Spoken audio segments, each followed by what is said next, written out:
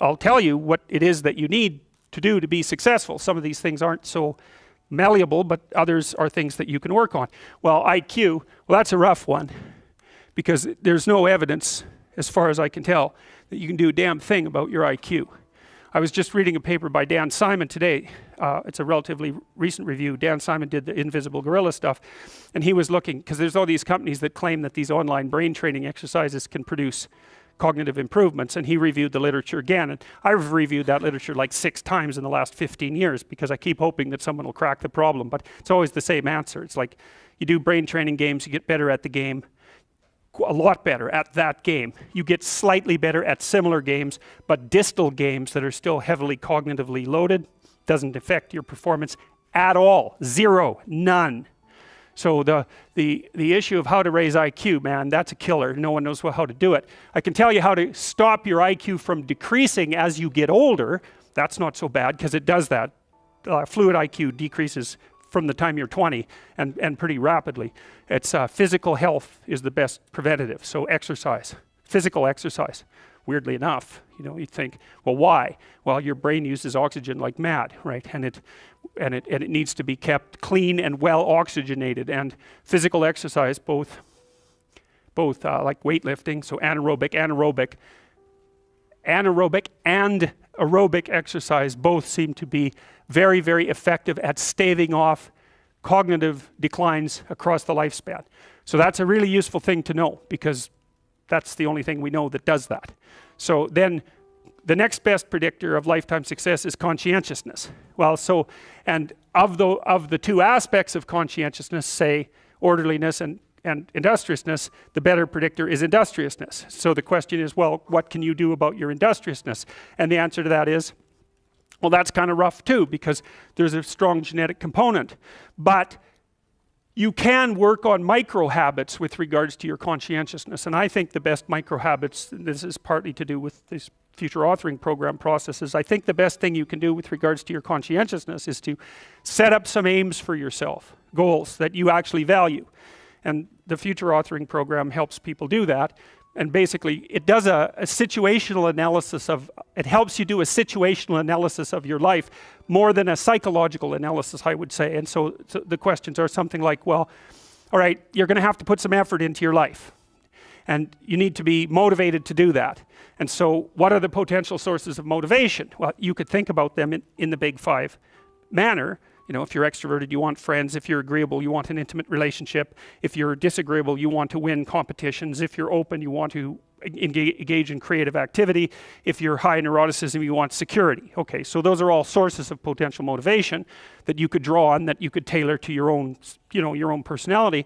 But then there are dimensions that you want to consider your life across. And so we ask people about, well, you know, if you could have your life the way you wanted it in 3 to 5 years, if you were taking care of yourself properly, you know, what would you want from your friendships? What would you want from your intimate relationship? How would you like to structure your family? What do you want for your career? Well, how are you going to use your time outside of your job?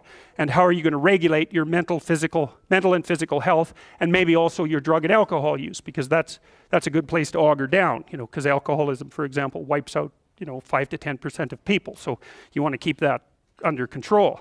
And then so maybe, you know, you develop a vision of what you would like your life to be, and that associates the goal. Well, once the goal is established, and then you break down the goal into micro processes that you can implement.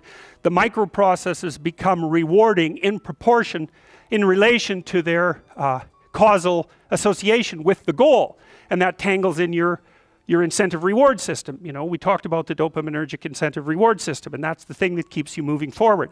And the way it works is that it works better if it produces positive emotion when it can see you moving towards a valued goal. Okay, well, what's the implication of that?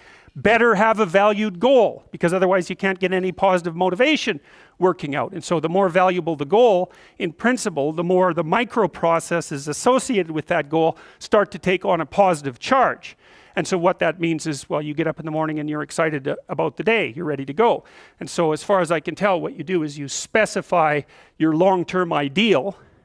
Maybe you also specify a place you want to stay the hell away from, so that you're terrified to fail as well as excited about succeeding, because that's also useful. You specify your goal. You do that in some sense as a unique individual. You want to specify goals that make you say, oh, if that could happen as a consequence of my efforts, it would clearly be worthwhile. Because the question always is, why do something? Because doing nothing is easy. You just sit there and you don't do anything. That's real easy. The question is, why would you ever do anything? And the answer to that has to be because you've determined by some means that it's worthwhile. And then the next question might be, well, where should you look for worthwhile things? And one would be, well, you could consult your own temperament. And the other would be, well, you kind of look at what it is that people accrue that's valuable across the lifespan. So you do a structural analysis of the subcomponents of human existence, and I already did that. You need a family, you need friends. Like, you don't need to have all these things, but you better have most of them. Family, friends, career, educational goals, plans for, time outside of work, attention to your mental and physical health, etc. That's what life is about. And if you don't have any of those things, well, then all you've got left is misery and suffering. So that's a bad deal for you. So once you set up that goal structure, let's say, and that's really in many ways that's what you should be doing at university. That's exactly what you should be doing, is trying to figure out who it is that you're trying to be, right? And you aim at that, and then you use everything you learn as a means of building that person that you want to be. And I really mean want to be. I don't mean should be. Even those things are going to overlap. And it's important to distinguish between those, because that's partly, and this is back down to the micro-routine analysis. So if I was saying, well, you're going to try to make yourself more industrious. Okay, number one, specify your damn goals, because how are you going to hit something if you don't know what it is? That isn't going to happen. And often people won't specify their goals too, because they don't like to specify conditions for failure. So if you keep yourself all vague and foggy, which is real easy, because that's just a matter of not doing as well, then you don't know when you fail. And people might say, well, I really don't want to know when I fail because that's painful. So I'll keep myself blind about when I fail. That's fine, except you'll fail all the time then. You just won't know it until you've failed so badly that you're done. And that can easily happen by the time you're 40. So I would recommend that you don't let that happen. So that's willful blindness, right? You could have known, but you chose not to. Okay, so once you get your goal structure set up, you think, okay, if I could have this life, looks like that might be worth living, despite the fact that it's going to be, anxiety provoking and threatening, and there's going to be some suffering and loss involved and all of that. Obviously, the goal is to have a vision for your life such that, all things considered, that justifies your effort. Okay, so then what do? Well, then you turn down to the micro routines. It's like, okay, well, this is what I'm aiming for. How does that instantiate itself day to day, week to week, month to month? And that's where something like a schedule can be unbelievably useful. Google Calendar. It's like, make a damn schedule and stick to it. Okay, so what's the rule with the schedule? It's not a bloody prison. That's the first thing that people do wrong. They say, well, I don't like to follow a schedule. Well, it's like, well, what kind of schedule are you setting up? Well, I have to do this, then I have to do this, then I have to do this, and then I just go play video games, because who wants to do all these things that I have to do? It's like, wrong. Set the damn schedule up so that you have the day you want. That's the trick. It's like, okay, I've got tomorrow. If I was going to set it up so it was the best possible day I could have, practically speaking, what would it look like? Well, then you schedule that. And obviously there's a bit of responsibility that's going to go along with that, because if you have any sense, one of the things that you're going to insist upon is that at the end of the day, you're not in worse shape than you were than at the beginning of the day, right? Because that's a stupid day.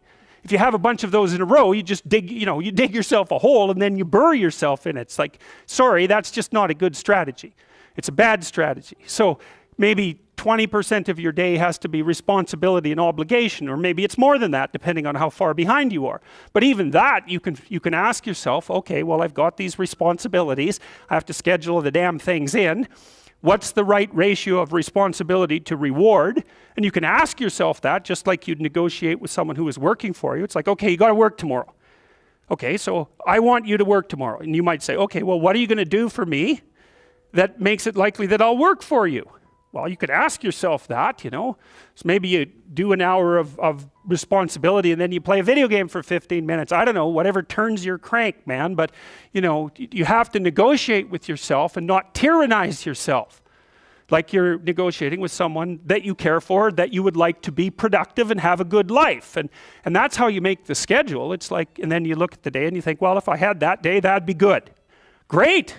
You know, and you're useless and horrible, so you'll probably only hit it with about 70% accuracy, but that beats the hell out of 0, right? And if you hit it even with 50% accuracy, another rule is, well, aim for 51% the next week, or 50.5% for God's sake, or because you're going to hit that position where things start to loop back positively and spiral you upward.